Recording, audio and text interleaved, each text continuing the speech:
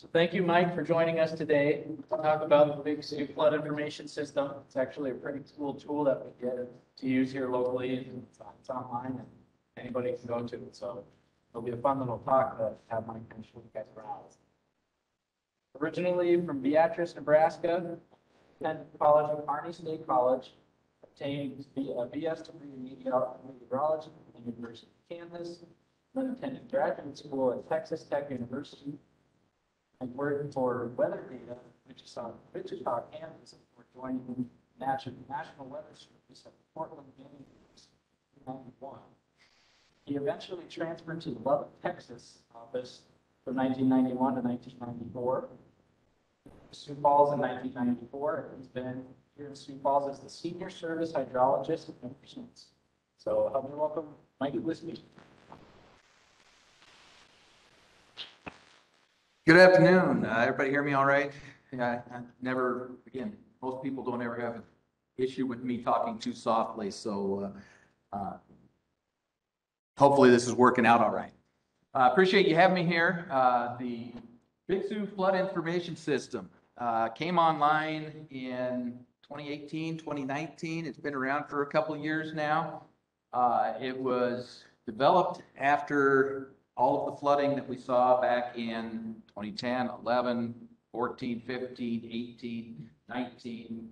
We just had so many years of flooding that multiple agencies from local governments, counties, state, all the way up to federal, as well as our friends from RESPEC, did a lot of the modeling that came up with the inundation maps that we're going to be looking at here. The Iowa Flood Center has a very similar system. In fact, this was based off of the Iowa Flood Center, though at least the interface part of it was. It's very easy to use, and we're going to kind of walk through a little bit here and take a look at the Big Sioux Flood Information System. So again, I said multiple agencies that come together from, again, from local cities, counties, all the way up to the federal government, the Corps, National Weather Service, and the USGS. And we now have over 50 river gauges in the Big Sioux Basin that we are monitoring in real time. And all of that data is on this website. This kind of shows Big Sioux River, again, starts up north of Watertown up there near Florence, goes through the Watertown area, Brookings, Dale Rapids, playing through Sioux Falls, and down to Sioux City. So it also includes, we've got gauges over in Minnesota and Iowa. The Rock River affects areas down towards Sioux City. Pipestone, Split Rock Creek come out of southwest Minnesota. So multiple states as well as multiple federal and local agencies are all involved in this.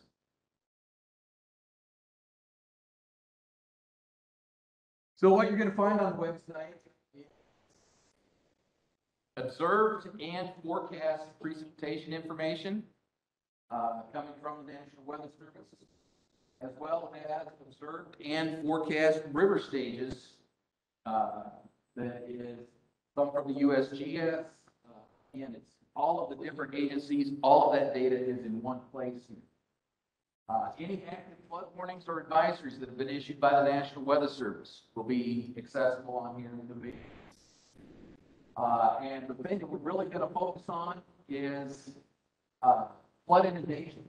There are multiple scenarios that have been mapped out for several communities along the Big Sioux Basin, from Watertown, Brookings, Dale Rapids, Sioux Falls, and Sioux City.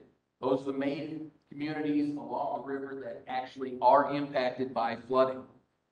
There are other places, obviously, but wanted to get the bang for the buck, so we picked the bigger communities that have the biggest impacts.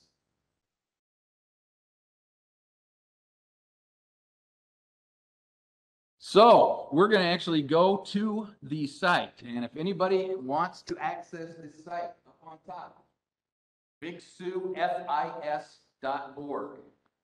That's all you need to remember. Big Sioux Flood Information System, FIS.org. and that will take you right where you need to go to get all of the information for what's happening along the Big Sioux. And we'll see how the internet's working here.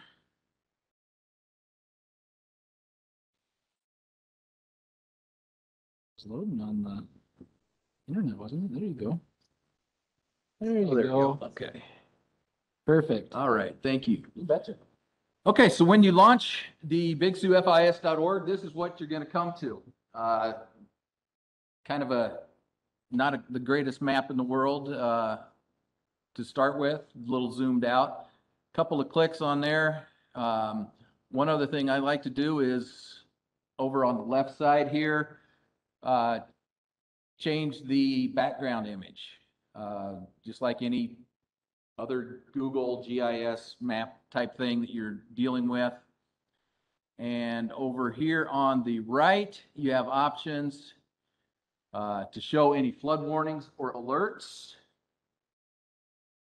To show the stream gauges is the second one that has the little radar looking thing there. And if you turn those on, it will bring up all of the river gauges as we showed before. Again, the blue ones are, yellow ones are the USGS gauges, and the blue ones are primarily run by South Dakota DANR and South Dakota DNR.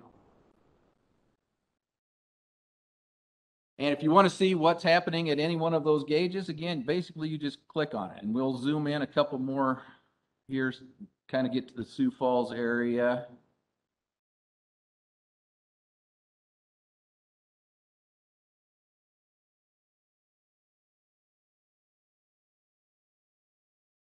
All right, so now you can see, we'll look at I think this is the, then, here we go, the river gauge at North Cliff Avenue here. You click on it, it brings up a little map that shows what the river levels are. If they're forecast, river's been pretty flat, obviously that's what we're having here. You know, I was talking earlier with one of the guys, you know, we had the 2018 and 2019 floods were a couple of the record floods in the Big Sioux Basin. And luckily when COVID hit and everybody got put down in their basement to do telework, we started a 2-year drought. So we haven't had to deal with any flooding for a couple of years, which has been kind of nice. But if there were any warnings or forecasts, that would show up on here. And you'd be able to see what the forecast for the river is.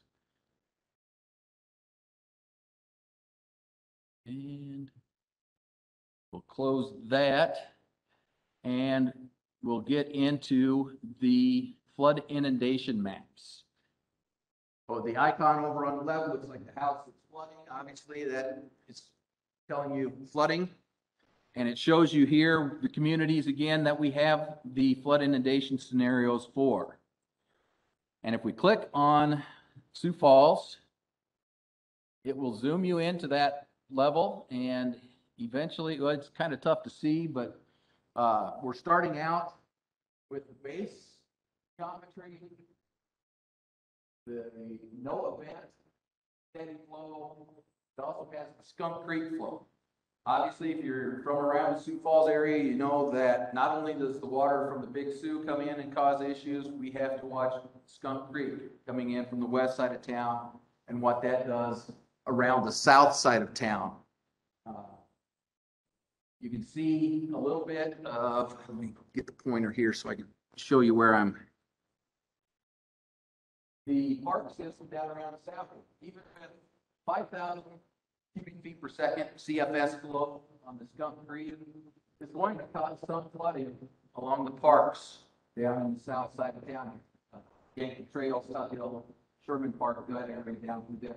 You can see that even with no water coming from the Big Sioux, if you get 5,000 CFS on Skunk Creek, you're going to have some flooding around the southeast side of town here. Now, what's nice about this is there are different scenarios you can look at. So one that we will take a quick look at just to kind of show things, 1969 flood was a pretty big one in the Sioux Falls, around the Big Sioux River. So we're going to put in 42,000 CFS on the Big Sioux. And you can see what will happen now with 42,000 CFS, which is about what we had back in 1969, was the record flow falls here. See areas north of 90 here really starting flooding, but we also have some areas around town that will be impacted up in the industrial area, out by the airport. Some of those areas like that will be impacted. We're still not seeing a whole lot around the south side of town, but what we'll do is we will bump up the Skunk Creek flow to 15,000, which is about, that's a little bit over what the record flow is on Skunk Creek there. I think it's like 1,000 record. But now you can also see flooding down here along the west side of town, thanks to Skunk Creek. And then you've also got the areas here from, again, Yankee Trails Park all the way around through Falls Park has an issue. The airport right here. Let me see if I can zoom in a little bit better on that.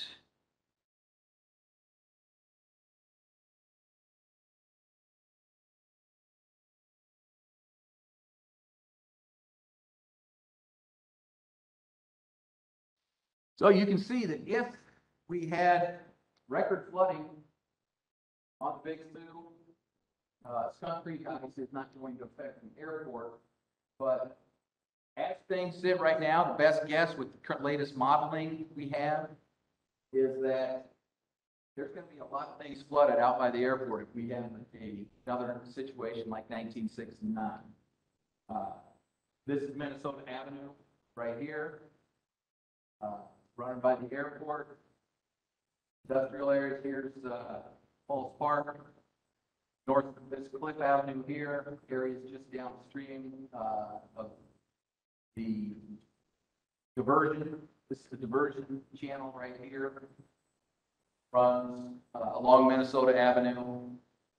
And that's the other thing that we can get into looking at is, I don't know if anybody was around back in 1997 when we had a record, at the time it was near record flood or anticipated to be near record flood. And we had the Corps of Engineers in town working with us at the Weather Service. We were trying to put out forecasts, working with the city, county, and state. And we had a governor at the time that was very excitable. And he talked about blowing the levees north of town here to change how the flooding would work. Well, that is in the city's flood plan, that if things get to a certain level, they have the ability to basically blow the levees and pick which way the floods are going to go. So just to show you what would happen, we'll zoom back out just a little bit here so we can see the whole city. And this is where the geometry section comes into play. This southwest of the Confluence Dam, that is for the Skunk Creek area down here. New dam that was put in. I guess it's been probably 7 to 8 years now since it was started. That would affect what floods down here, kind of around 26th and Louise area, down through that area, impacted by the Confluence Dam. And when they talk about the diversion dam, that's the one up on 60th Street North, right north of the airport. And one of the options, do a levee breach west of the diversion dam. So if we select that option,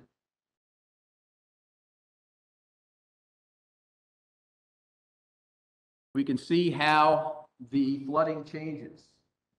The airport now does not flood very much, but look at all the flooding along the west part of town now.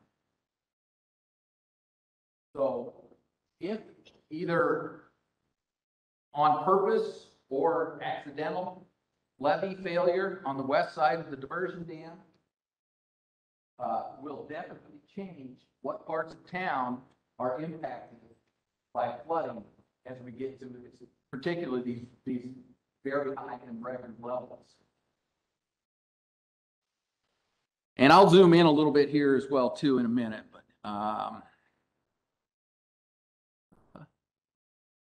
where am I? There it is. The other option is a levee breach to the airport, which would be more on the east side of the diversion. And if we select that, again, you can see what happens, how the flooded area changes. Instead of being as much over on the west side, it's through the airport or into the central part of town, I guess, the Kiwanis, 12th Street, down around the Sioux. Those areas would be flooded. And if we zoom in a couple,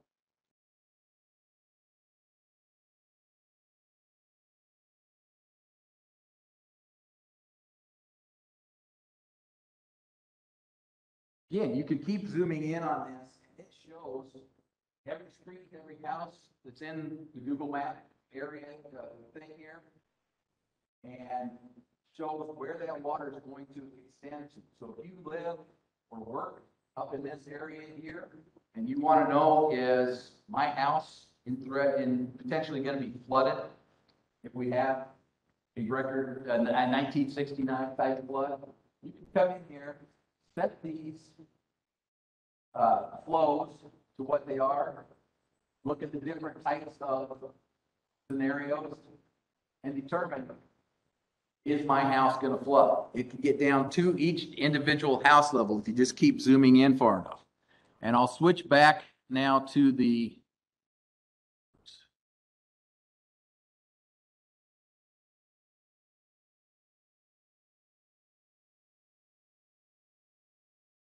we just go with the base and no levee issues. Again, you can see this part of town doesn't really matter whether that levee breach east of the airport or just the base flow with no levee issues. You're going to have some flooding through basically the central or west central part of town.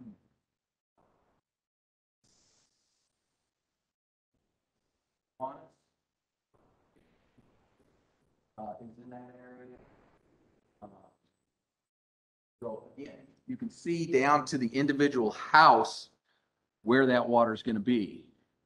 And again, if we change to the levee breach on the west side, again, this area of town doesn't change a lot. So it doesn't matter what scenario you're looking at if you're in this part of town. If you get air record flooding, 1969 type floods, we're going to have water through those areas. Now, this is all based off the best modeling that we could come up with. You look at it and say, oh, the water's going to be 2 houses away from me, I'm fine. Probably don't want to take that chance if we start looking at those kind of issues. Also, if you're 2 houses into the flooded area, maybe you won't have an issue. The modeling is done the best that it can be. Every flood is different. You know, how fast the water comes in, where water seeps out, through levees, around levees, different roads. Everybody remembers March of 2019 where we had ice that was about this thick flowing down Skunk Creek and clogging up everything over on the west side. That kind of stuff is not really factored into the model. It can't be. too many factors. This is the best information we can come up with, but it gives you a general idea. And again, you can look at this kind of flood inundation information for Brookings along 6 Mile Creek. Del Rapids has that information as well too. Watertown obviously is one of the areas that is always concerned with the lakes up there. They have that as an additional impact, Lake Campesca, Lake Pelican, that can cause issues up there. And then you get down to Sioux City, North Sioux City, Dakota Dunes. Obviously, they have the Missouri River as well. That is one thing will be added to this. Tim Kalman told me a little while ago that is going to be added, and our friends from RESPEC are working on that as well, that the flood inundation mapping for the Missouri River from Yankton down to Dakota Dunes, Sioux City area is going to be added to this system as well too. So we'll be able to look at the Missouri River as well as the Big Sioux. So anybody that has interest or friends or down in Sioux City, North Sioux City, Dakota Dunes area, these kind of inundation maps are going to be available for you as well too. So there's lots of information on here. Just really just kind of touched on some of the basics here, but I encourage you to go around, go to the website, bigsiouxfis.org, play around with things. Look at the different scenarios. Find out where, if you live near the river and you have an issue with flooding, find out what kind of flow. You know, is it going to be 4,200? Or, you know, if we really want to get biblical, as far as flooding goes, something that hasn't happened before but has been modeled, we can go all the way up to 65,000 CFS. And you can see, again, in just this area, it doesn't really do a whole lot different. But if we zoom out, hopefully, there we go. City of Sioux Falls will get kind of cut off. We'll be an island if we ever see 65,000 CFS coming down Big Sioux. Everything up by the airport is all going to be closed off. The interstate, I-90 up here, flooded. Here's 60, which back in 2019 did flood and was closed. 12th Street, 10th Street, through here, going to be flooded. I-29, I believe, is also underwater, place over here. Flooded. If we ever get up to that kind of level. So, play around with it. Take a look at things. You can't hurt anything. These are all basically static images that have been generated from the modeling at these different flows. We can't put in, oh, we know exactly the forecast is going to be 18,000 CFS coming down. What's it going to do? Well, if that's not one of the options, we don't have that information here, but all of the rest of the more significant floods and potential floods. Yeah, 65,000 is, 80% above what our record is, but can it happen? Who knows? Possible. So, anybody have any questions? That's all I've got here for my presentation. Anybody have any questions? Yes. There is some talk about adding potentially like Trent, Flandreau, Castlewood, some of these smaller communities. That there is some talk about adding those. I don't know. I'm sure it's a time and funding issue. It takes a lot of time and work to run through all these scenarios and model them properly. So, but there is talk of that. The system itself actually will show some of the gauges in the Vermilion Basin and the James Basin, I believe, as well. But flooding out there doesn't usually impact any community, so there's probably not going to be a whole lot of work there. It's going to stay primarily focused along the Big Sioux, and of course the Missouri as that expands here.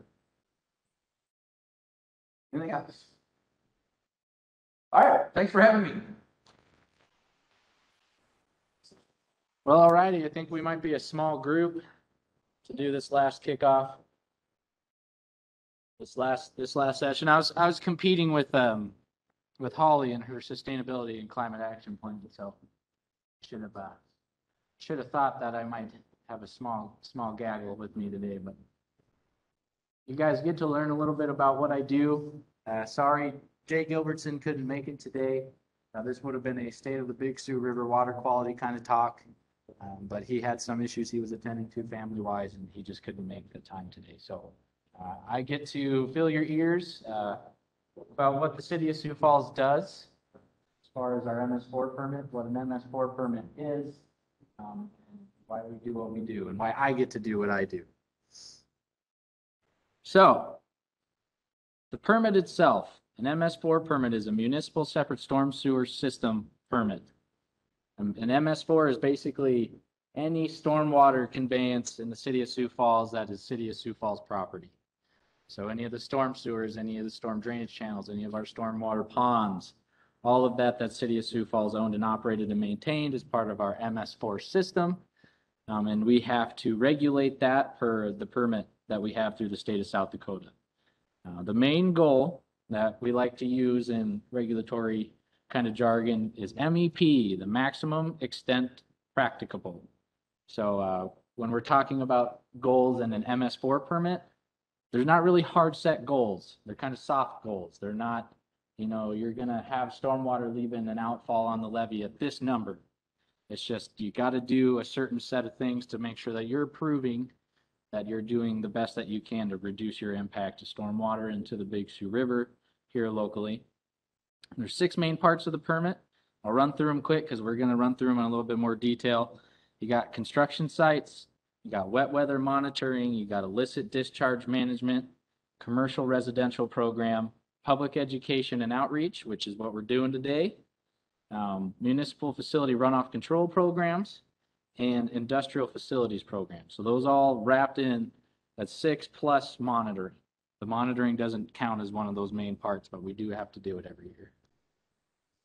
Construction site management, procedures for site planning and approval. You got to address structural and non-structural BMPs on construction sites, procedures that are needed for site inspection and enforcement, and training for construction site operators, which is something we did this morning. We put on a training this morning for construction site operators, designers, and developers to meet that requirement. So the construction site program, there's a lot on the screen here, but there's a site planning component to it. So every development that comes through the City of Sioux Falls Engineering Division goes through a thorough review that also includes making sure that they have a stormwater pollution prevention plan. Basically, they have BMPs in place that are adequate, that will, that have been proven in practice to treat stormwater to a certain level that is acceptable.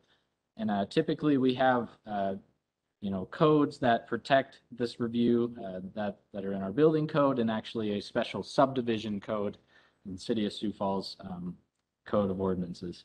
And my job is basically predicated on what we call the EDS, the Engineering Design Standards, chapters 11 and 12 there. That's my whole life in a nutshell, day in and day out here for the city. Just running around town, making sure that contractors are following the standards within chapters 11 and 12, and chapter 12 primarily. We have to address the structural and non-structural BMPs. So again, it's heavy reliance on chapter 12, and that's full of, if you guys drive around town and you see the black fence, that's silt fence. There might be sediment basins, you might see ponds, anything like that. Sometimes there's wattles, those straw wattles, you see those. And sometimes it looks like there's nothing when there's something, just because sometimes they divert water all to a common point to a pond. So just because you don't see those things that are easy to notice doesn't mean that there isn't a plan. It just depends on the site. So but they address that in that BMP portion. And site inspection and enforcement is about what we do here. We have priorities. We have sites in Sioux Falls that are 1/4 of an acre or less, all the way up to our wonderful foundation park that just keeps growing and growing and growing and growing as we talk. So you're talking from 1 acre to hundreds of acres. They all have their different requirements. They all have their different challenges.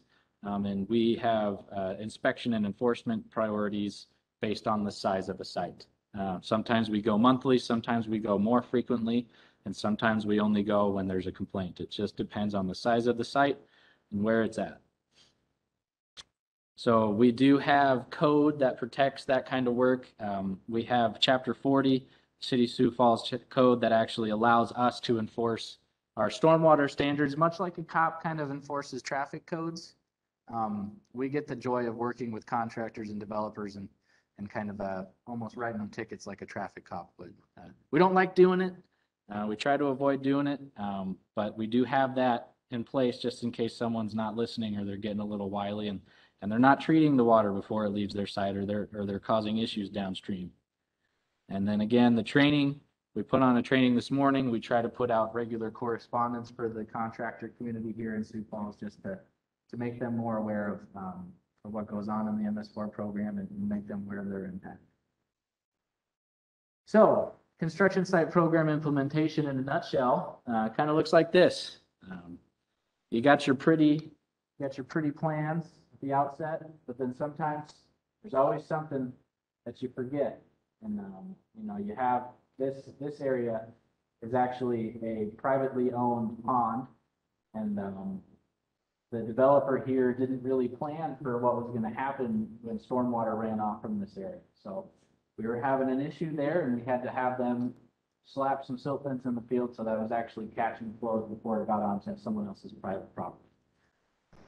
So that, in a nutshell, that's what we do with the construction site program. We have the SWIP, which is here, and these aren't the same sites, but it's just a good example of you have your SWIP that has controls, and then you have to always translate that into the field and adjust as necessary. So that's what we do. Wet weather monitoring. In a nutshell, we have 3 sites that we do along the river in Skunk Creek every year, twice a year during a qualified rain event, which is 1/10 of an inch of rain in 2 hours at least. We have upstream here at I-90, upstream at Skunk Creek, and then the downstream of our wastewater treatment facility. It gives us a snapshot of what's coming into town and then what's going out of town. And we have to do that. Legally, we are required to do that twice a year at least. And then the table, I don't know if you guys can read it really well, but there's a whole slew of conventional chemicals and analyses that we have to be tracking. And they're sampled anywhere from 6 hours to 12 hours, depending on how much rain we're going to get, how long it seems like it's going to be forecasted for, in the whole 9. So minimum, it has to be at least a 3-hour sampling event. So, and another component is we actually have to sample BMPs and outfalls throughout town. So we focused in some common areas throughout the history of this program. We have different areas now. You can see we've tried to update this map, but you know, we have some flexibility here. At the end of the day, we have to sample 1 outfall, wherever that is. We have to sample BMP for its efficacy. So we have to sample the upstream end and the downstream end of a BMP, a pond, what have you, in town. So if you're ever driving around and you see a random little white box trailer sitting somewhere with a little solar panel on it, it's probably us trying to keep track of what's getting into that BMP or what's leaving a certain residential. So, you know, long story short, we have this commercial area. We actually don't have the outfall on this map, but there's an outfall by the PetSmart off of Louise Avenue that we sample. Is a commercial outfall. We have an industrial outfall up here on the north side of town, up in this area, I believe. Oh no, it's up on Benson Road, going to the airport. And then we have BMPs, an industrial BMP, and then we focused heavily on the west side for residential type of BMPs. So again, this is something that we do every year, at least twice a year. So we do have 4 required sampling events when we're having it rain. And unfortunately for us, it's usually in the dead of night. And we have to get out there and we have to make sure everything's working and take our grab samples as well. So it can be a joy some days. We have our illicit discharge management program, and it encompasses prevention of illicit discharges and improper disposal, ongoing outfall screening, which is different than the wet weather screening, investigation of any reported suspected illicit discharges, control of sanitary sewer seepages, response to toxic substance spills, and then a public education program about illicit discharges and what is allowed and not allowed to be discharged into the storm sewers in Sioux Falls. So, in a nutshell, we have some wonderful pictures here that all considered illicit discharges. This one's just sand that a landscaping company left on the road before a rainstorm. Got into the inlet, plugged the inlet up, backed up water. So they had to be enforced for an illicit discharge. A lot of times folks think of illicit discharges along the lines of what these bad boys are when we have oil. When we have an oil spill or something like that happens and unfortunately gets into our waterways. We have to respond to those. We have the support of our hazmat team at the fire rescue here in Sioux Falls, and they do a wonderful job. So they assist us whenever issues like this come up. We have to do our best to make sure that we mitigate any kind of spills of anything that could impact stormwater negatively here in Sioux Falls. So the outfall screening is another big important component to our illicit discharge program. Basically, every 3 years, this is a goal of ours. We could do it every 5. But at the city of Sioux Falls, we like to see if we can do more. So every 3 years, we get our eyes on every single outfall from the city of Sioux Falls that discharges into Skunk Creek and the Big Sioux. At least one time a year for 3 years, we get to every outfall and see if there's a flow. Is it suspicious? What's things looking like in the area? Do we need to investigate this further? That kind of thing. And then sanitary sewer seepage is luckily for us handled a lot by our sanitary sewer team. They do regular CCTV inspections of sanitary sewers here in Sioux Falls. If they ever find a problem, they let us know and we work with them on rectifying the situation so that it's not impacting any groundwater or stormwater resources in the nearby area. And then public education is a big deal. And actually we do a lot of that through our education for the hazardous household waste facility that we have here in Sioux Falls, that we're all lucky to be able to enjoy that service. So that is just a good way to remind people you can't dump it anywhere. It's got to go somewhere that it can be handled correctly. We have a commercial residential program. Basically what this is it's all these things that the city does that folks probably don't realize we do day in and day out. We do maintenance of our structural controls, our ponds, our drainage ways, our stormwater, everything like that. Planning procedures, our plan review procedures when a development wants to come online that's new. And then as a city, we are required to assess ponds that have been built and plan for the future as well, as far as our best management practices and how to best utilize them to increase water quality within Sioux Falls. And then we also have to make sure that we're keeping, as a city, this doesn't include residents. It's just city usage. So our own facilities, our own people, whether that's Parks and Rec or whether that's the guys that maintain our drainage ways, we have to make sure that we're tracking our chemical usage, our fertilizer and pesticide. So here's a lovely picture of some of my favorite guys that work for the city of Sioux Falls. If you ever see these big yellow trucks, give them a honk and a wave, because these guys do a lot of hard work and they're pretty awesome. Basically, they meet the maintenance of structural controls portion for us. Every year they set a goal to clean and jet and inspect at least 25%, if not 30% of the storm sewer system in Sioux Falls. And they do a good job of meeting that goal, but the guys are working nonstop just to meet that goal. And that's only 25 to 30% of the system. As you can imagine, we don't have just problems in just the 25 to 30% of the system. New development planning procedures, that's just basically we have a bunch of administrative controls set in place, whether that's engineering design standards or city code, that if you don't meet those certain parameters, then our plan reviewers and our engineering department are not going to greenlight your development until you do. Public street and highway maintenance, we actually have to monitor how much ice melt and sand we put out on the road, how much salt and sand we put out on the road. And again, any kind of turf management we do along the public right of way, we need to monitor. And this is where when you see the street sweepers, that's why you see them.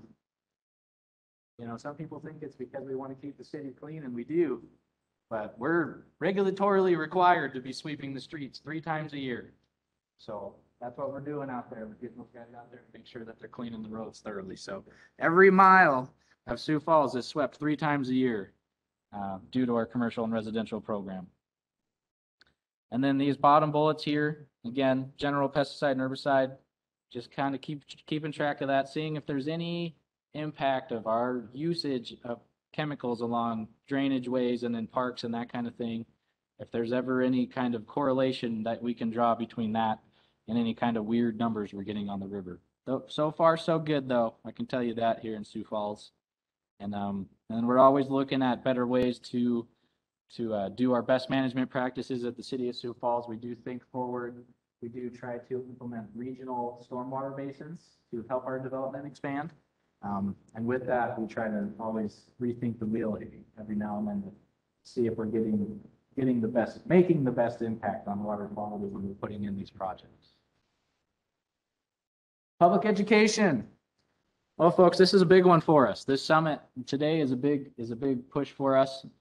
Public education program, and all in all, it's just basically we need to make sure that we are doing our due diligence to make the public aware of what the MS4 is, make the public aware that we are regulated through the state of South Dakota, that there are things that cannot be put down the storm drain, and do our best to come up with campaigns, come up with ways to share that information, and just hopefully help the public help us in a nutshell. Again, you know, we have a hazardous household waste program, which people love to use, and we love to see that because that keeps a whole slew of chemicals out of the storm sewer conveyance system. And with that, it also comes with an education piece of, okay, this stuff cannot go down into the storm sewer. And then we have markers, we have inlet markers we do every year. We do hundreds of inlet markers in neighborhoods every year to remind residents. And we do cleanups. Another big one is our cleanups we do every year. The floods kind of impacted that work, but we're back at it. We're doing the River Greenway cleanup again, and folks have been helping us with that. We have a couple of websites that we try to keep updated the best we can that have some good information for folks.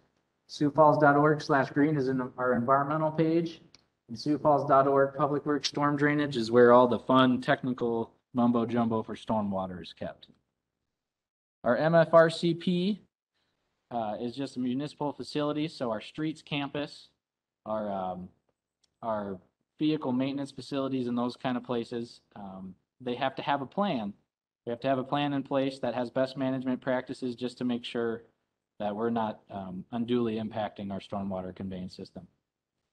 And really, that's the nuts and bolts of it. If you want to know, I have a list of the facilities we have there.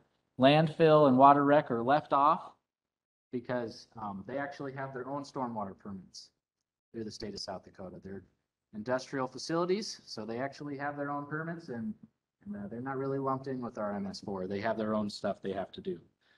We sure help those folks out, the fine folks at water rec and at the landfill, but they have their own requirements to meet. And then the last one that I'll beat you over the head about is the industrial facilities program. And at the end of the day, this one's probably the least hashed out one we have. We have a 20-year-old permit that's never been reviewed yet or renewed yet. So the industrial facilities program is basically just how do we assist the industry in Sioux Falls to make sure that there is a general compliance with the state of South Dakota industrial stormwater permit. Holes, are there any gaps? Are there any problems that we need to work with the state and with the certain stakeholder on to make sure that they're meeting their permit? So we do have an inventory called the Industrial Waste Survey. And like I said, we keep track of any facilities that do have permits through the state of South Dakota. We send surveys out on a regular basis. And we keep an eye on any significant industrial users. We have about 18 of those in town that have permits and have an impact to the local water resources. And we also keep track of what we call liquid waste generators. Some of those guys don't really matter as far as stormwater, but some do. So we make sure to check up on those folks every now and then too. And, a lot of times, we follow up on complaints, or when we're inspecting the system during those dry weather periods, if we see issues, we'll take those up. And a lot of times we'll follow those up the stream until we might find an industrial source. And we have had that happen in the last few years where we found some suspect discharges that we traced all the way back to an industrial user and had to go through the process of making sure that they came back into compliance with their existing industrial stormwater permit. So with that, hopefully I kept the time up pretty good there, but just wanted you guys to know that the city of Sioux Falls does have quite a robust program in place to try to do its due diligence as far as stormwater and urban runoff. If we could do more, we could, but a lot of times, you go to leadership and the biggest thing is, oh, well, that's going to take too much time and money, so we're going to keep focusing on that MEP. Are we meeting that MEP? Yes. Okay. Well, keep doing your thing. And we'll revisit it next year. So if you ever have questions about what's going on in the city, if you ever have questions about a development, you think that there's something going on in a certain area of town, don't understand why certain contractors aren't doing enough, or you think they're not doing enough, you can always reach out. My email's there. I'll go to our website. I'll link that way too. But our office follows up on any of those, and we always are regularly inspecting construction on a monthly basis. So, yeah, got any questions? I think we got a little bit of time.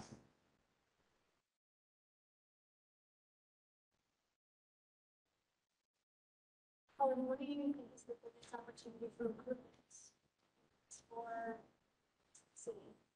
Yeah, we have a pretty robust construction site program. I didn't go into the nitty gritty of it for you guys just because of time, for the sake of time, but that we've really hashed out.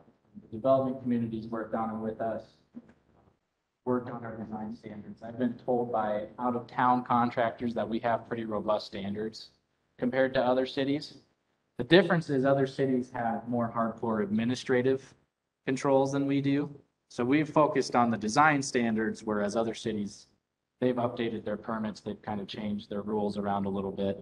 So we've kept old rules and just updated our standards and made things work in the field. There's kind of a difference there. So as far as improvement, it's just, are we doing enough with our BMPs in town? A lot of times it's a struggle of working with our engineers and our stormwater drainage team where they just want detention. They just want to hold the water for a certain period of time, let it go. They don't really care about the water quality aspect of it. They care about the hydrologic aspect of it, and that's it. For me, I'm always trying to hammer them over the head about little ideas that they could sprinkle in that might actually increase the water quality before it leaves the Outfall. And there are a lot of times where detention-focused BMPs have done a good job of increasing water quality too. But unfortunately, that pesky bacteria that we deal with here in this basin doesn't seem to really want to come out of the water in those type of ponds. So thinking about ways that we can address that is probably the biggest item on the list.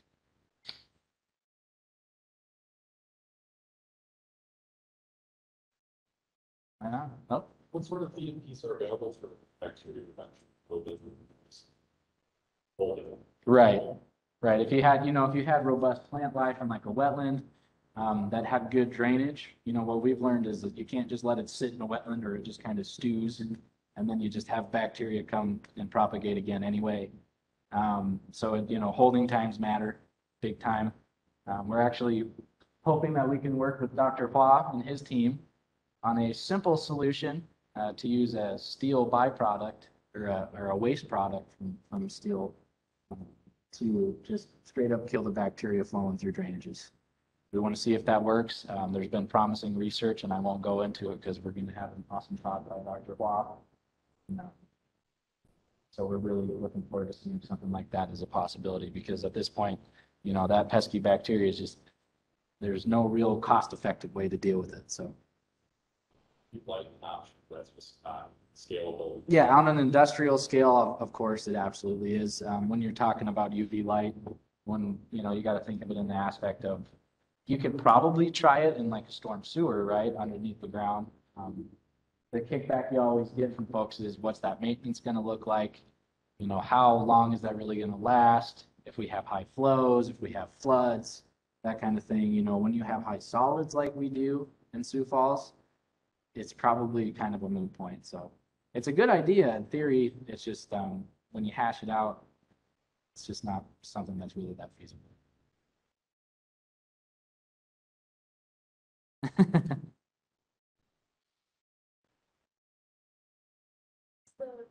data that you're from Resiliency. No, that's actually a good question. So we do other sampling.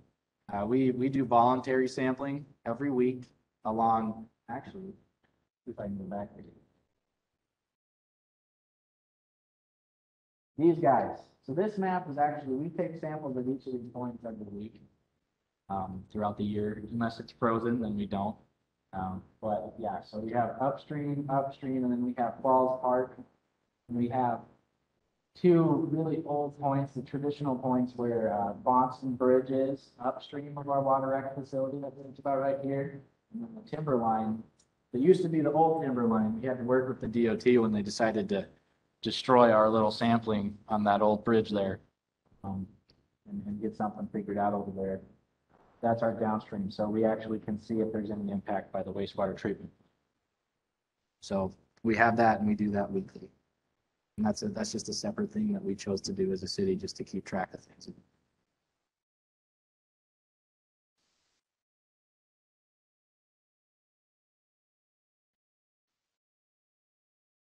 you have any other questions, I'll be wandering around the rest of the day, so you can always bug me about the ins and outs of the MS4 permit and anything like that. That's what you said, that there's a separate, is it an MS4 for the city water treatment plant? Separate.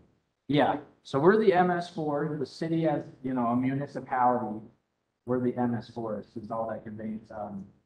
A landfill is technically seen as a industrial facility in the eyes of the EPA and the state. So they have an industrial stormwater. And water reclamation has the same. If you really wanted to do some fun dry reading, go and look at the industrial stormwater general permit on the EPA's website and see their breakout of all of the different facilities and subsects of those facilities. It's quite interesting.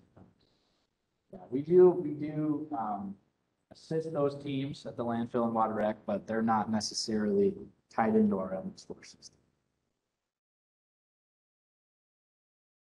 Landfill, they impact Cherry Creek primarily. Their discharge goes to Cherry Creek, which does eventually get to Skunk Creek in a roundabout way. But there you go. So they're kind of lucky in the fact that they're a little bit off the grid.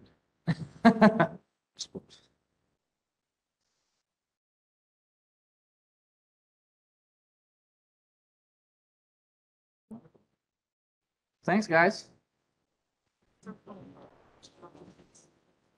All right, we'll go ahead and get started. First thing I want to do is thank the sponsors that have helped support us today. East Dakota Water Development District, the Friends of the Big Sioux River, RESPEC, Concrete Materials, ISG, and the Soil and Water Conservation Society.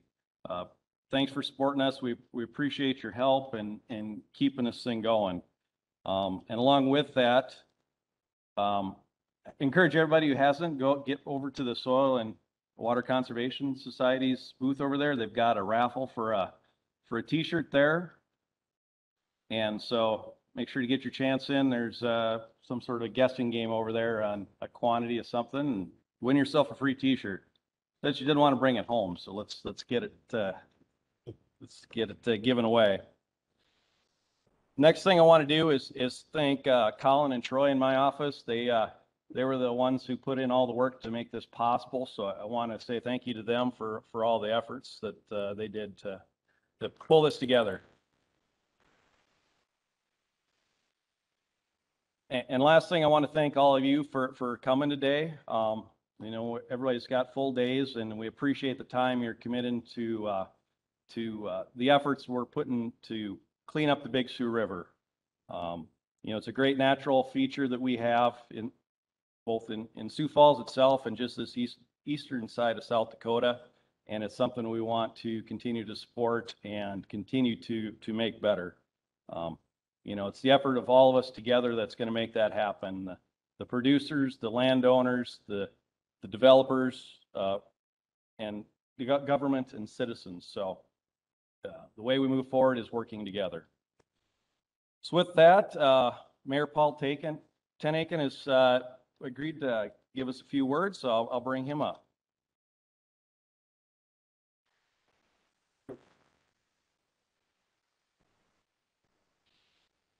All right, thanks, Josh.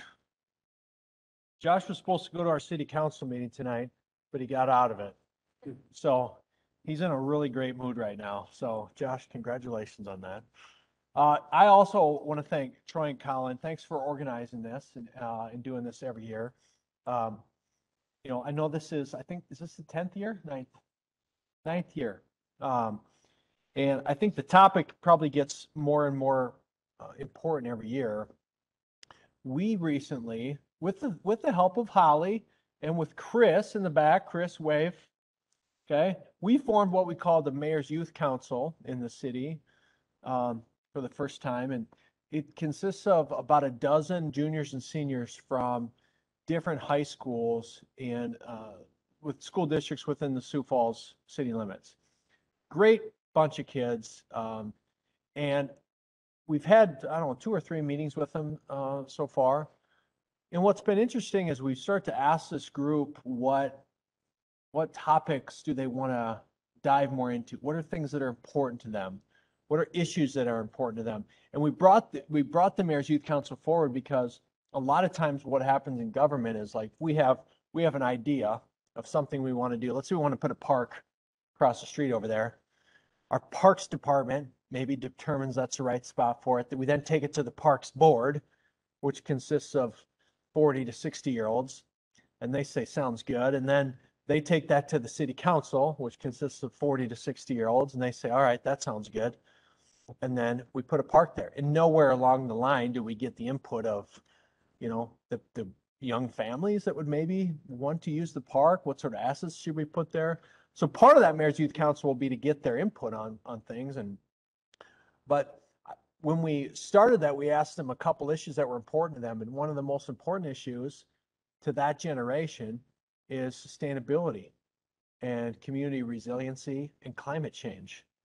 And so as we look at building our city and building our community and building our region as a place where young people want to stay or move to or come back to, if they don't see a community that's investing in like taking care of assets that have been entrusted to them and doing real significant deliberate efforts towards taking care of those natural resources, they're not going to want to come.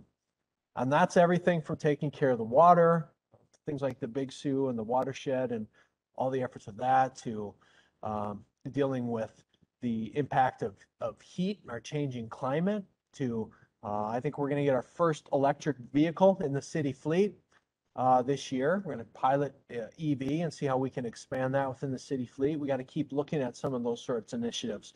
And that shouldn't be, unfortunately it is sometimes, shouldn't be political to talk about climate and climate change and so forth. But the data very much shows us otherwise, if you're a denier, that the world is changing around us. The seasons are changing, and we have to be investing in ways to combat some of that.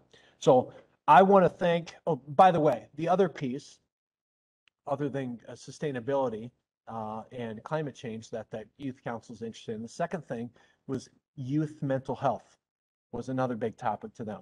So just interesting to know kind of what's in the heads of our youth and what's important to them. So our climate and mental health. So it gives you an idea of some of the issues that we need to focus on as a city and as a community.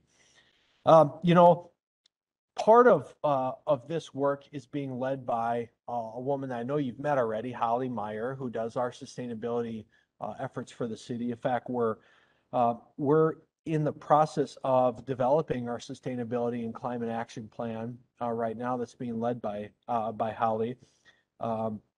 And a lot of that is going to be determined by, what does the public want to see us working on? What do they feel will have the most impact? And this asset, specifically the Big Sioux River, is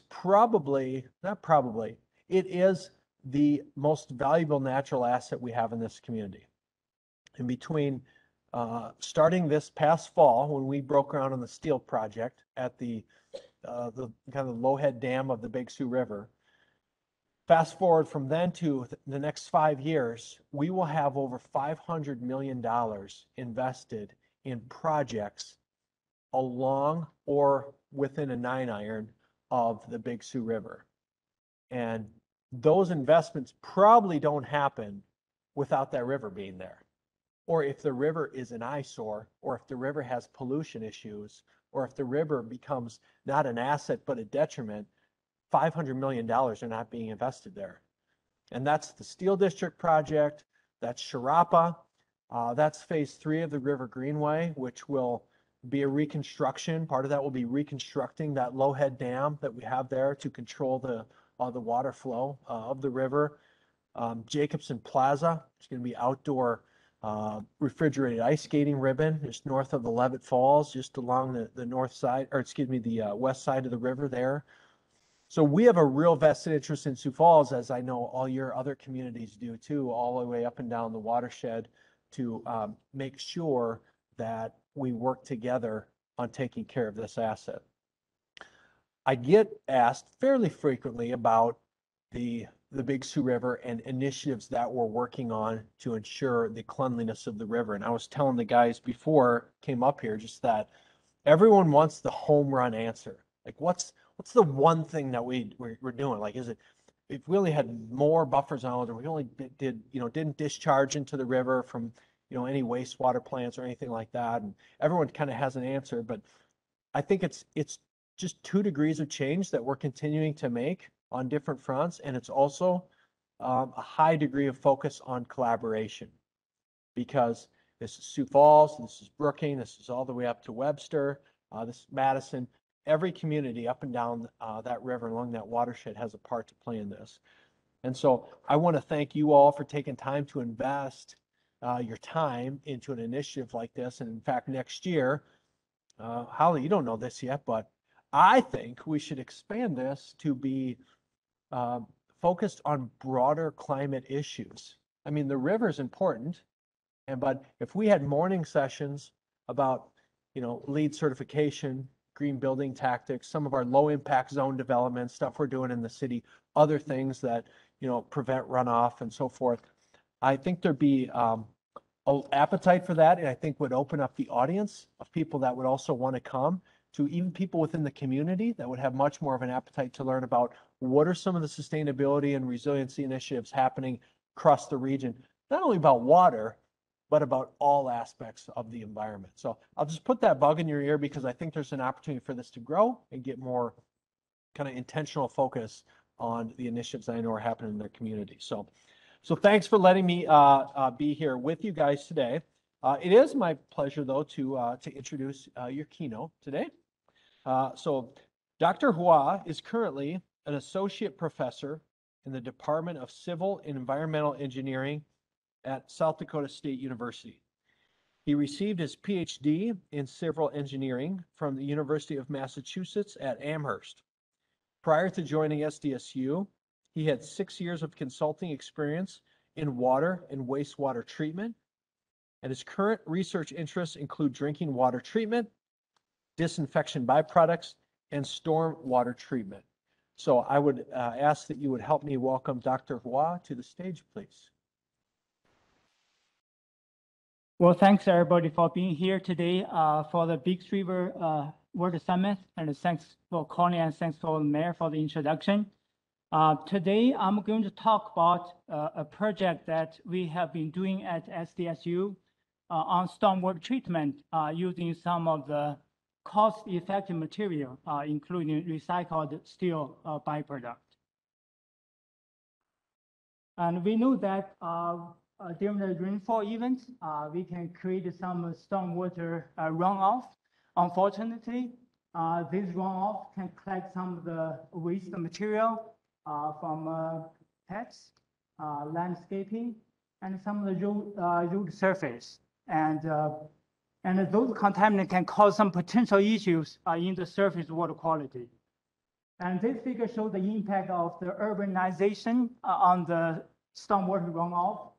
Our natural landscape, about 10 to 20% only can be created runoff.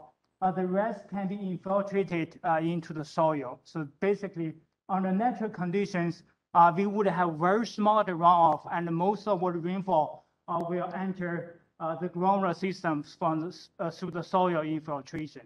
So as we create impervious surface, in that case, more than 70% of the rainfall becomes the runoff. Eventually, we'll pick up the contaminant in the surface and enter the waterways. So we know that it's necessary for us to continue to expand urbanization and agriculture activity production to support the population growth and the economic growth and some other recreational activities. At the same time, we also need to be concerned about our natural environment. We need to preserve our surface water and other natural resources such that we can have a sustainable development in the future.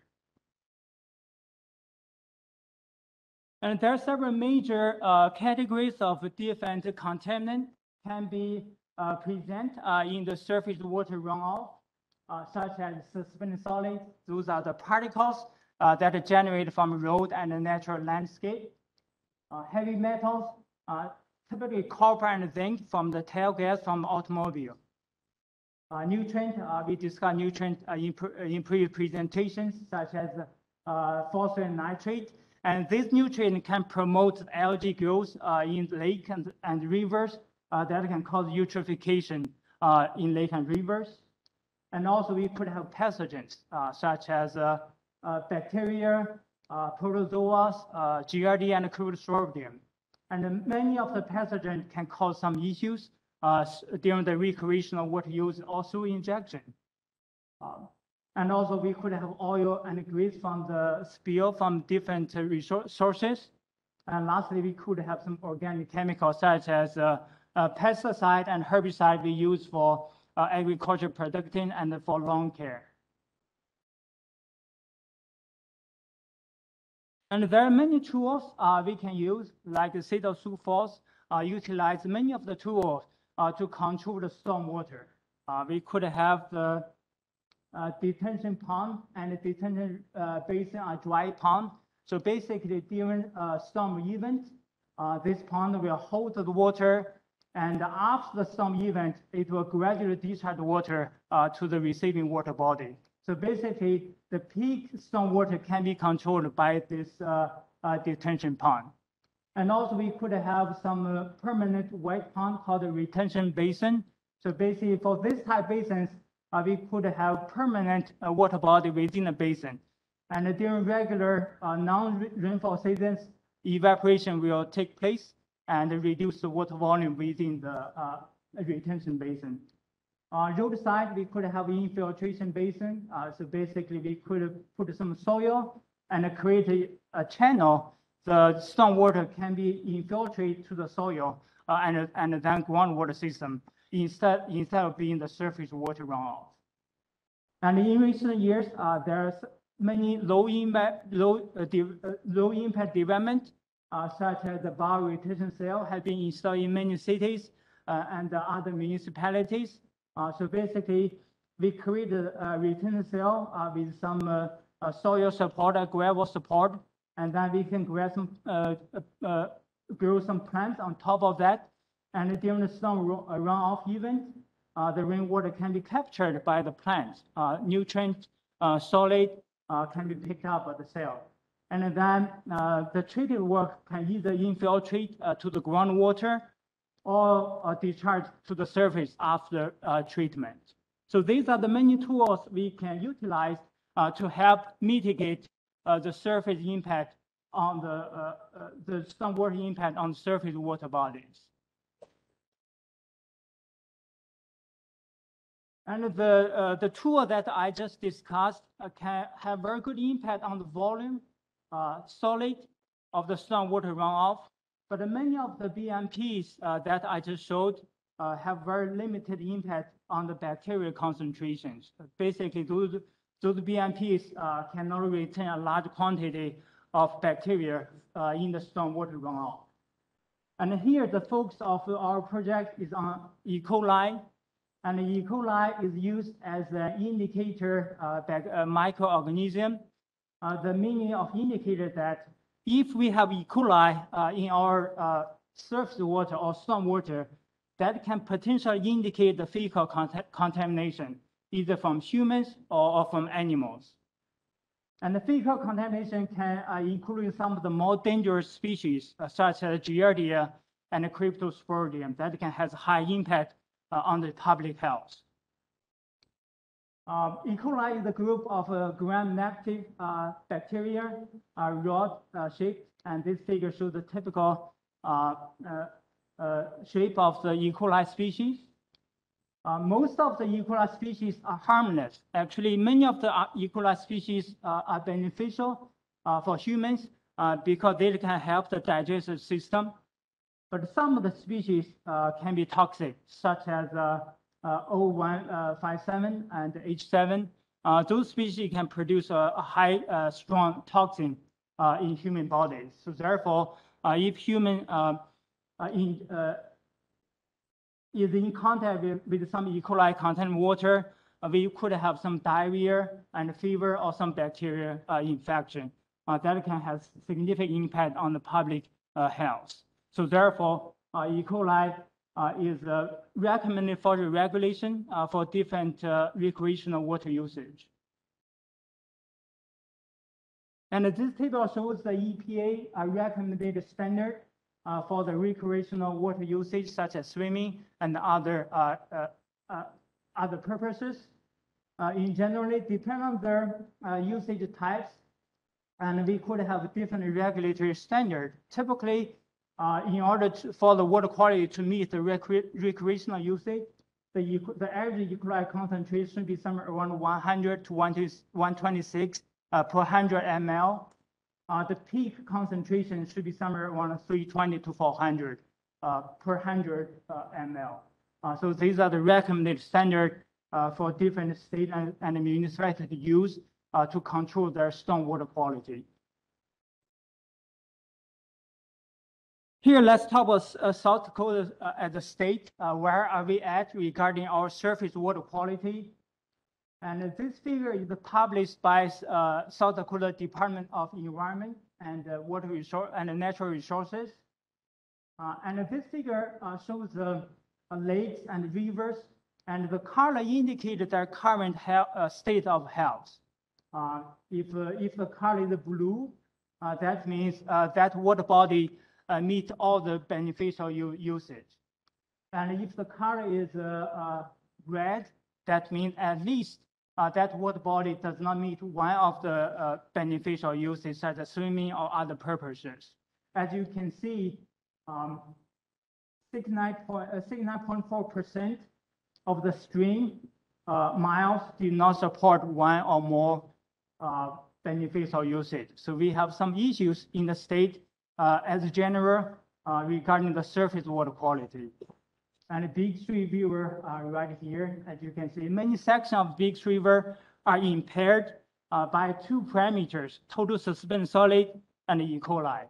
And E. coli is one of the major contaminants in the Big Three River. So we have the issue already, and we need to find ways and work as a group to gradually solve the issue in the long term, such that we can restore the water quality to the level to the healthy conditions.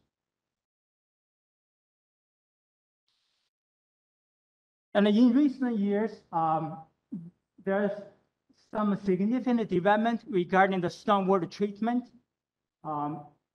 In addition to the tool that I discussed previously, media filtration is an emerging technology that can be used for stormwater treatment. So basically, we can apply some reactive material and to remove some of the contaminant in the stormwater. I have two examples here. This example is at Oklahoma, is a golf course, and Oklahoma State University installed this stormwater treatment structure. And these materials are steel slag. It's a byproduct from a steel making company. And because there are many reactive material are located on the surface of this material, and this material can remove nutrients such as phosphate generally from the golf course. And this is the site in Prior Lake in Minnesota. University of Minnesota developed this technology, and they use iron filings, industrial product, and mix that material with sand. So the stormwater runoff will enter this treatment zone first, and the treated water will diffuse from the bottom and then enter the lake after the treatment. And based on these two studies, and the results showed that this material can be used to remove nutrients, specifically phosphate, being generated from the stormwater. So basically, we have some new material and new tools that can be applied as an effective treatment solution for some of the water quality issues for stormwater runoff. And the material that we have been evaluating at SDSU are two steel byproducts. The first one is the recycled steel chips. For example, when we produce machine tools, tractors or different machine tools, when we cut the steel plate, we could generate a large amount of steel turnings, steel wheels, and steel chips. And those steel byproduct waste material are typically recycled to the steel making company. Because the steel byproduct has high content of iron, and we thought that this material could be potentially used for stormwater treatment to remove some of the contaminants. And the reason why this material can remove some of the contaminant is because once steel chips are exposed to the air, then the surface will have rust. So basically, we could have iron oxide on the surface, and iron oxide are known material for water treatment. And the other group of recycled steel products that we are evaluating is steel slag. And this material has been used in other places for some water treatment for phosphate removal. And this figure shows how these byproducts are generated. During the steel making process, the impurity will be discharged as a byproduct. And these are the form of the steel slag. And these steel slag are good material for the construction purpose. State DOT can use this material for road surface and as a concrete mix. So it has some value for a construction purpose. And from an environmental standpoint, and we found that these materials are very effective for nutrients such as phosphate removal for water and wastewater and stormwater. And therefore, we have several major objectives for our research. The first one is that we want to develop a technology that are low maintenance and low cost that can be applied for stormwater treatment. And our focus is on E. coli removal because right now we are lacking of the tool for E. coli control in the stormwater runoff.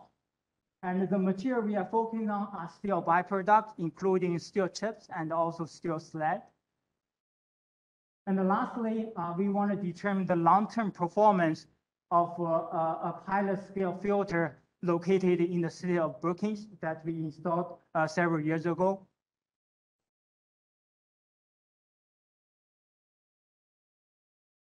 So these are total of the several materials that we evaluated in our study. So these are the steel slag.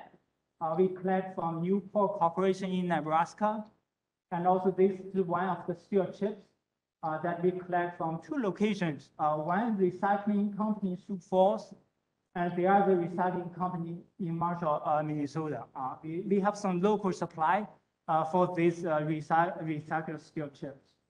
And also, we also evaluate some of the limestone and zeolite as a natural mineral to compare the efficiency between the recycled material and some of the natural minerals that can be used for water treatment. So this is an overview of some of the lab study that we did. So first of all, we seed the material to a good size range, such as 1 to 2 millimeter. And also we culture E. coli in our lab and dilute the E. coli into the concentration for our lab study. And we vary the effluent concentration from 10 to 10 to the 4 per milliliter. And this concentration are generally higher than the regulatory limit that's needed because we want to know how the material behave on the high concentration, such as when we apply the material in the field, we can guarantee enough capacity for the treatment. And also we look at the temperature impact on the treatment. And we mix the material and the E. coli solution for 2 to 24 hours. After that, we measure the E. coli concentration at different times of contact. So these are some of the experiment supplies that we use in our lab for E. coli adsorption experiment. These are the shakers we use to culture the E. coli and also used for the batch adsorption study. This is the centrifuge. So these are E. coli culture. We centrifuge to produce a concentrated stuff. And from there, we dilute to the target concentration for the experiment. And this is the IDEX method. So we measure the E. coli concentration after treatment. And each of the yellow dot indicates the E. coli concentration. And based on the total number of the yellow dot and the non-clear dot, and we know the concentration E. coli based on the IDEX standard. So this is the EP certified standard for E. coli analysis. And this figure shows the result from our batch adsorption study for E. coli removal from different materials. Steel slag, steel chips, zeolite, and limestone. And for 4 concentrations, 10, 100, 1000, and 10 to the 4 per ml. So these are the very high concentrated compared to the typical snowwater runoff. And as you can see, for steel chips, regardless the initial concentration, we were able to remove somewhere between 94% to 96%. So basically, majority of the E. coli were adsorbed onto the surface of the steel chips. And for other materials, the second most effective material are steel slag, and the variation was between 28% for high concentration E. coli to 50.7% for the lower concentration. So we were able to achieve a reasonable removal by steel slag as well. However, for the 2 natural minerals, zeolite and limestone that are generally available in the state, the removal efficiency was not high. It varied between 10 to 34.4 for zeolite and 25 to 40% for limestone. So basically, based on this result, and we found out that steel chips were the most effective material for E. coli removal. And also steel slag shows some promising potential that can be applied for the stormwater treatment. And generally, zeolite and limestone were generally not effective for the E. coli adsorption. And we also evaluate the temperature impact on the 2 materials that we identified that are most efficient for E. coli removal, steel chip and steel slag. We evaluated 5, 20, and 30 degrees C. And based on this result, we found out that between 20 and 30 degrees C, the impact was minor. Both materials reached a similar removal between 20 and 30. However, When the temperature drops 5 degrees C, we see a significant reduction in E. coli removal. But however, on general stormwater condition, we know stormwater is generally typically during the summer time. So under normal temperatures, we believe steel chips can have very effective removal for the E. coli. Under certain conditions, early spring runoff, spring snow melt conditions, the removal efficiency can be reduced during the early spring runoff conditions. And after the success of the lab batch experiment, we construct this continuously flow reactor to evaluate the E. coli behavior under continuous flow conditions. Because batch study is a static condition, whereas the continuous flow column experiment is a continuous flow condition, and this condition can simulate the real runoff conditions. So therefore, in order before the pilot study, we installed this column reactor to evaluate a condition in the lab that's more simulating the real snow water treatment condition. So this is a influent solution that we will dilute the E. coli stock into this influent storage tank pump, and also the column that has the material that placed inside. And then we monitor the concentration in the effluent over a duration that can simulate the stormwater event. And this figure shows our results for steel chips in different sizes, from very fine particles, 0.5 to 1 milliliter. So this size is very similar to the fine sand, to 4 to 8 milliliter, more like granular size, from fine to granular size. And we look at the effluent concentration here. The result shows the effluent C versus the C0. So basically, the lower number, the better removal efficiency based on this figure. And based on our 3-day continuous flow condition from 0 to 72 hours, we observed that the small size almost 100% remove the influent concentration 10 to the 6 per ml. So this is an extreme high concentration, and that's needed in order for us to evaluate the treatment capacity of the material.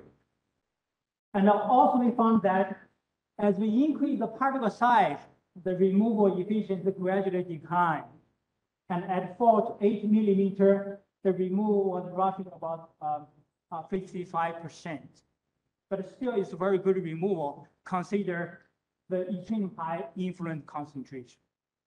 And also another thing we observed that between 12 hours and 72 hours, the removal efficiency was very stable. That means if we apply this material for a snow event duration from several hours to several days, we are able to maintain a stable removal regardless the duration. So this is very important when you apply this material on the real world snow water treatment filters. And also we look at the contact time, because when we design the filter structures, we have to know the size of the structure and to know the contact time between the stormwater with the medium. We look at the contact from 5 minutes to 20 minutes. And regardless of, and between the 5 and the 20 minutes, we observe that for 20 minutes, we are able to achieve almost 100% removal. And when the time reduced to 5 minutes, we are able to achieve roughly about 90%. But still, these are all very good removal percentages consider the extreme high influent concentration. So therefore, this material can be used for E. coli removal at the different contact times. So this will give us some room in the field design condition to look at a different flow contact for the filter design. And also, we evaluate the material surface before and after the treatment on the microscopic. So this image shows how the steel chips look like before the experiment.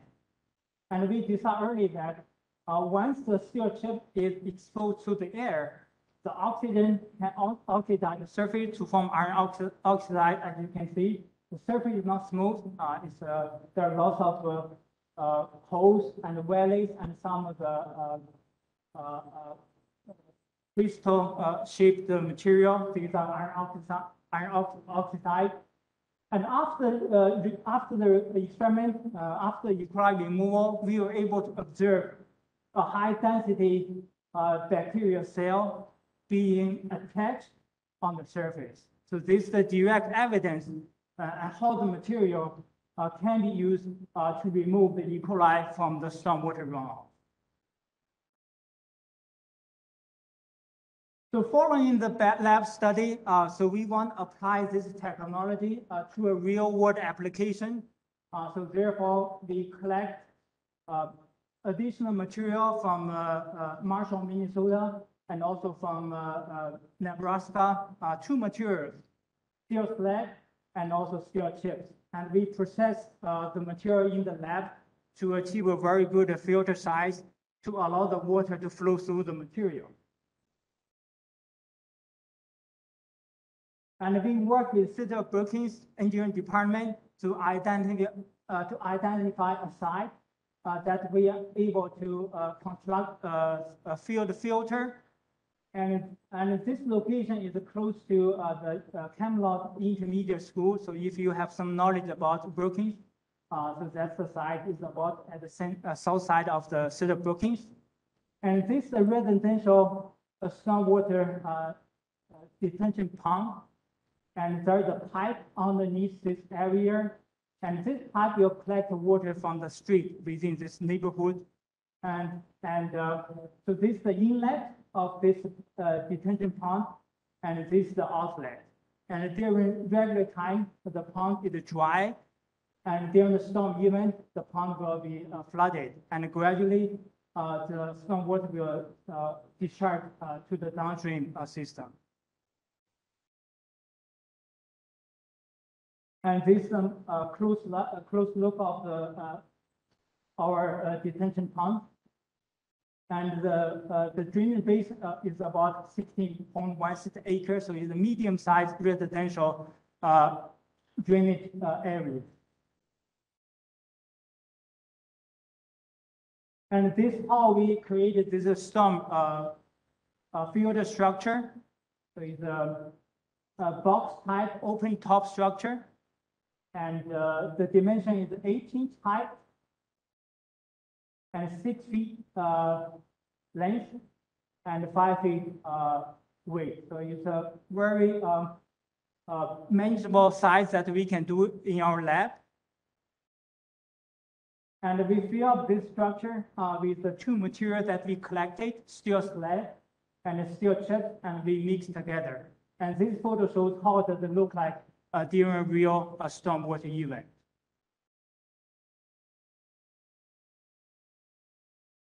And this figure shows how we install this filter, Abdul and Blake. We place the filter at the inlet of the detention pond, and our student adds the material that we processed. And after that, we evenly mix the two materials together, such that we have uniform media filtration during the storm treatment. And these two photos show how it does look like during the storm event. So basically the water, the storm water runoff collected from the street and the other landscaping will merge into this drainage pipe. And from there, the water will flow through our structure. And during the storm event, we would collect sample here as an influence sample. And also we will collect effluent sample from the exit of our structure. And we monitor this structure for 3 consecutive years, 2018, 2019, and 2020. In 2018, we mixed the two materials for 70% steel chips, 30% steel slag. So we had more steel chips than slag in 2018. In 2019 and 2020, we changed the ratio to 50-50. So half of the material is steel chips, and the other half is steel slag. And also, we maintain the same ratio for the 2019 and 2020 to look at whether the material aging in the field can have some impact on the treatment performance. So this figure shows the result for the 2018 storm event. 70% steel chips, 30% steel slag. And we were able to collect 4 storm events during that summer season.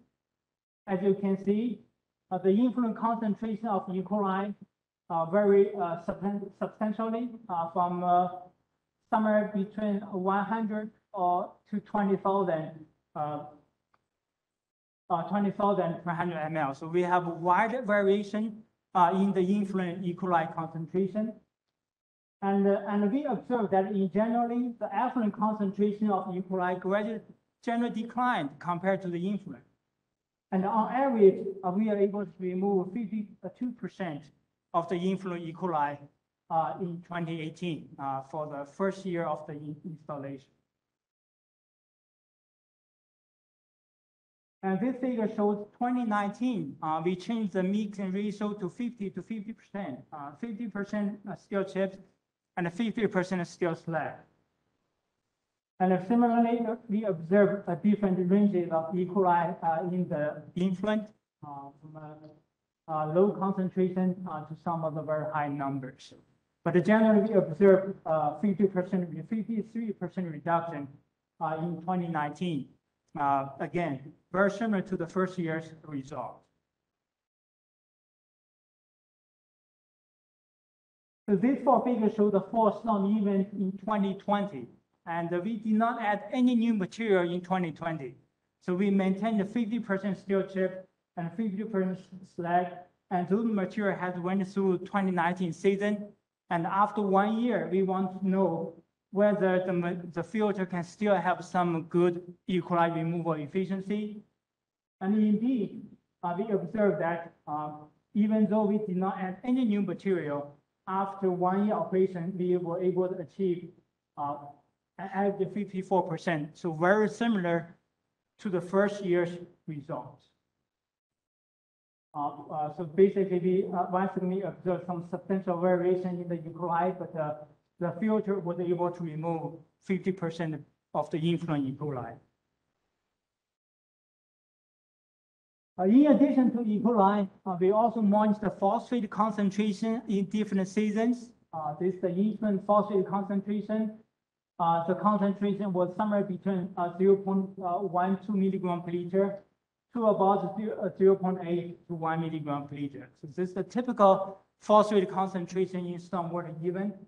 And these concentrations are high enough to cause eutrophication in surface water bodies. And we were able to achieve 51% of phosphate removal from this fall storm event. So basically, we observed that not only E. coli were removed by the filter, phosphate can also be effectively removed simultaneously by the media filtration.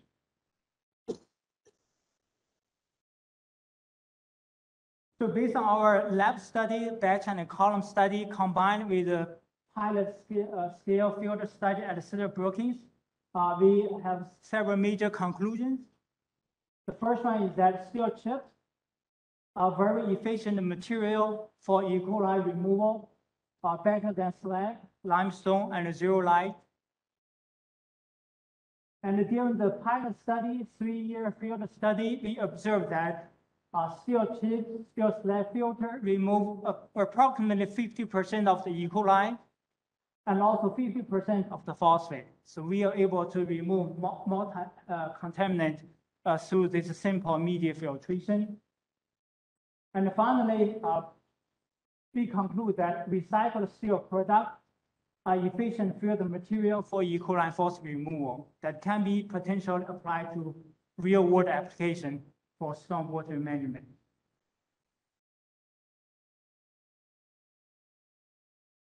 And this project was funded by USDOT Mountain Plains Consortium, East Dakota Water Development District, and the James River Water Development District. And also Cedar Brookings worked with us to provide us a pilot study location for us. And also we have several grad students who work on this project and obtain their master degree, Guyan, Peng, Jason, and Brandon. Guyan and Peng are doing PhD study in different universities, and Jason and Brandon are currently working as a consultant engineer in this region. So future work, we discussed with the city of Sioux Falls, Colin, and Troy regarding whether we can apply this technology to the city. And in October, we visited several sites together with the city engineers, and we were able to identify several potential sites that could be used for a larger scale pilot study. Now we are working with Sioux Falls, and also we are working with the East Dakota Water Development District regarding the funding and the collaboration for this project. We expect to start this project sometime next spring or summer. So that's our future plan. We plan to build a larger scale pilot study in the city of Sioux Falls and to monitor the E. coli removal using steel byproducts and the local efficiency regarding the steel filter. And that's what I have regarding this technology. We have been working for the past several years. I'm very happy that we are able to apply this universe study to a real world application. I'm looking forward to work with the city, Sioux Falls. Hopefully we are able to build even large scale application to better manage the stormwater with the city of Sioux Falls. Thank you very much. And any questions? Yes. Okay, the question is whether we monitor the metal concentration in the effluent. Is that right?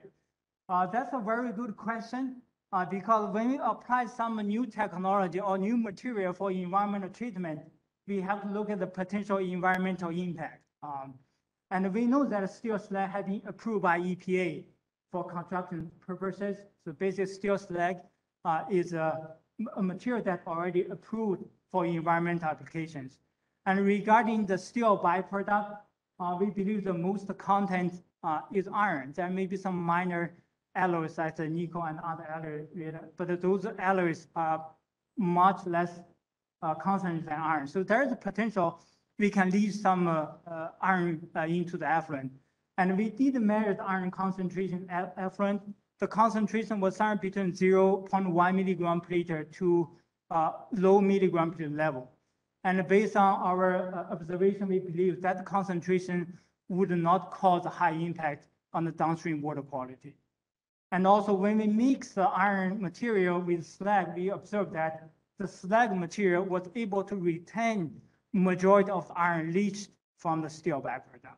So by mixing the two materials, we are able to reduce the potential iron concentration in the effluent. That's a very good question. That's something that I think we will also monitor for City of Sioux Falls when we put that filter into application. Yes.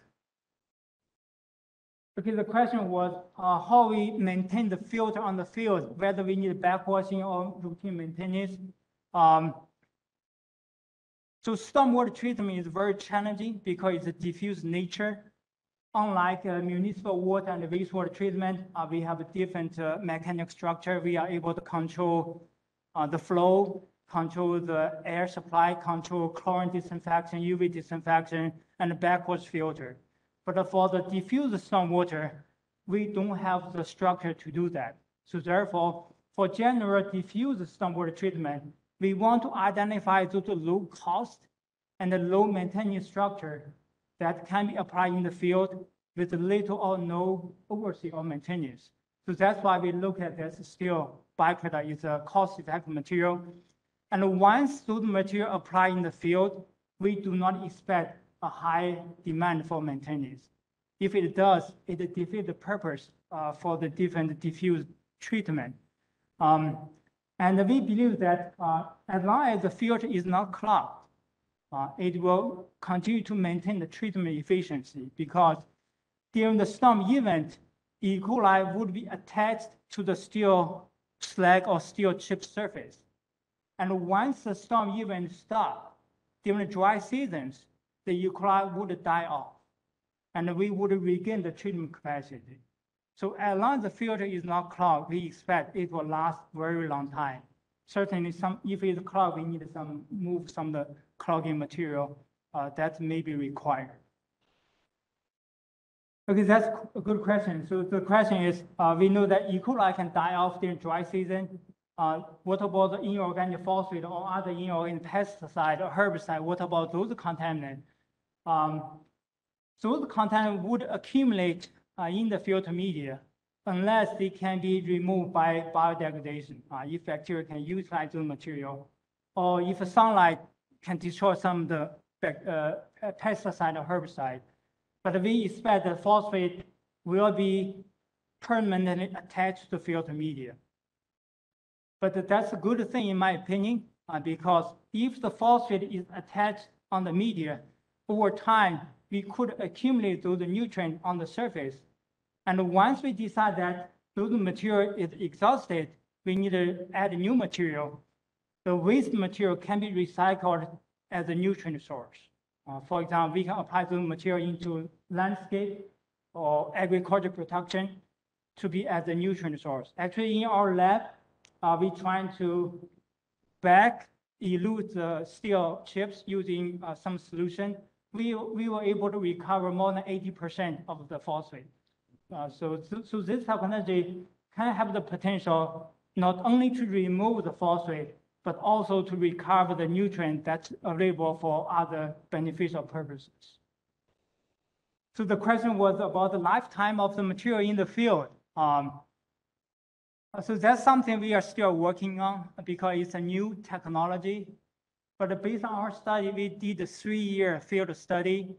And especially during 2019 and 2020, we did not change the media. And in 2021, we also, in the past season, we also keep the same material for the 3rd year. I didn't show the results.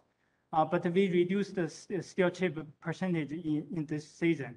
But for 3 years, we were able to remove 30 to 50% of E. coli. So basically, from our pilot study, we can see at least for several years, so the material can be effective in the field.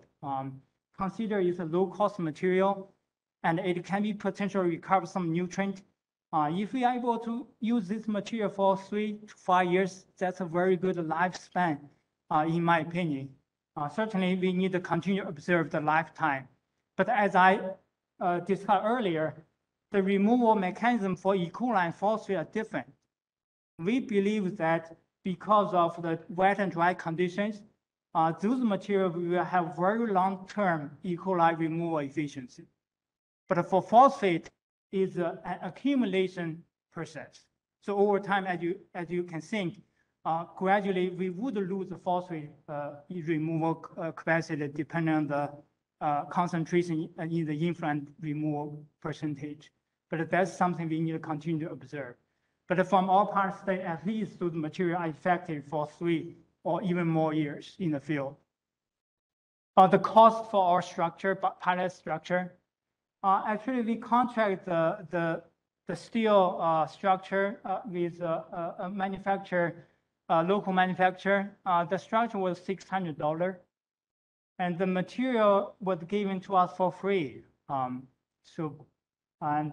Actually, the recycle company could get some revenue from that. It's more like if I'm not wrong, maybe $0.2, $0.0 per pound of it's a very cheap material for that. So give us some very small amount, it doesn't hurt them at all. But if for large applications, we may have to pay certain amount to get large amount quantity of material. But the recycling fee is very cheap for the steel chip. And for the steel slag, also it's a cheap material. And also they sell to the construction company. at very low cost. So I don't believe the cost will be a constraint for this technology. I do not know the exact dimension of that pond. It could be 100 feet. So it's not a large pond. It's a medium, low to medium sized residential pond. And during a heavy storm event, we did observe that the pond itself is flooded. So our structure was underneath the water during a heavy storm. But we had to wait either the first flush or the water dissipate in order for us to collect the samples. Yes. Okay, the question was regarding the media side, whether the potential the stormwater can flush the media into the downstream structures. Actually, we measured the iron concentration in the effluent. They were typically very low. And also we observed the soil condition downstream in the pond. We didn't see visible the orange color or particle. And also we look at the filter media, and we did not see much loss of the media. I think one reason being that the media are heavier than typical light material, so they maintain the structure. And also by mixing the two media, we are able to retain most of the steel. And regarding the size of the material, that's very important because if the media size is too fine, we would have very low hydraulic conductivity. In that case, the water won't be able to easily flow through. So therefore, for the flow through structures, we have to focus on those sides that allow the water to be able to pass through the media. So therefore, we look at from 1 to 2 and then all the way to the centimeter range. So in the future, we will work with the city to identify the site and to figure out what's the best size range to allow not only for the treatment, also to allow the water to flow through the structure. Okay, whether some other water quality parameter could impact the efficiency of this technology.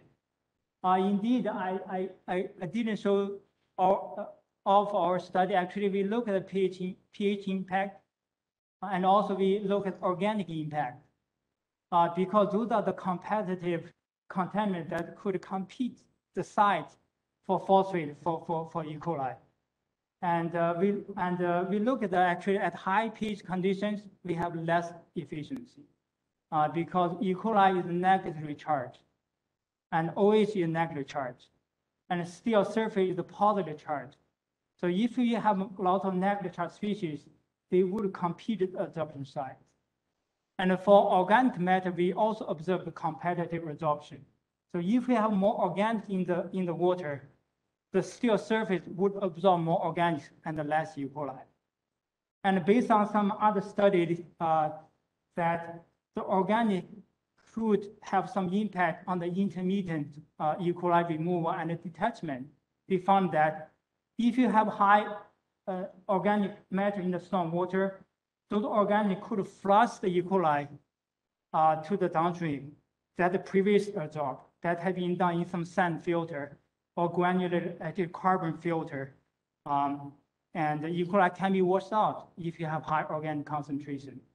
But we believe that because we use a strong iron oxide material, so the force between the steel surface and the E. coli are strong enough that could prevent the wash off by other contaminants during the treatment. That's a very good question. All right, thank you very much for being here today. Thanks a lot.